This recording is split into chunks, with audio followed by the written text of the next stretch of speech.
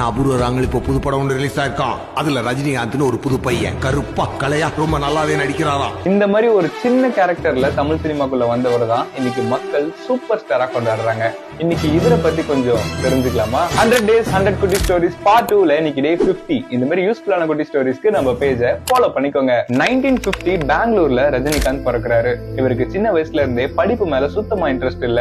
தான் அண்ணா ஃபீஸ் கட்டுறதுக்காக கொடுத்த காசு எடுத்துக்கிட்டு வாழ்க்கையில ஏதாவது வேலை செஞ்சு பொழைச்சுக்கலான்னு மெட்ராஸ் வராரு. இங்க இவர் பார்க்காத வேலை இல்ல. கார்பெண்டர், கூலி வேலை, பஸ் கண்டக்டர்னு கிடைச்ச வேலையை இஷ்டப்பட்டு எடுத்து செஞ்சாரு. அண்ட் ஒரு நாள் அபூர்வ ராகங்கள்ன்ற ஒரு படத்துல கேன்சர் பேஷண்டா ஒரு சின்ன கேரக்டர்ல தமிழ் சினிமாக்குள்ள அறிமுகமாகிறாரு. அடடே நல்லா நடிக்கிறப்பா, சீக்கிரமா நீ ஹீரோ ஆயிடலான்னு இவர் கூட இருந்த நடிகர்கள் இவரை பாராட்டுறாங்க. அதுக்கப்புறம் தொடர்ந்து நிறைய படங்கள் பண்றாரு. என்னதான் அந்த காலத்துல நிறைய ஆக்டர்ஸ் இருந்தாலும் இவரோட கருப்பு தமிழ்நாட்டு மக்களுக்கு ரொம்ப பிடிச்சு போய் இவரை ஹீரோவா ஏத்துக்கிறாங்க. இவர் பண்ண கேரக்டர்ஸ் ரொம்ப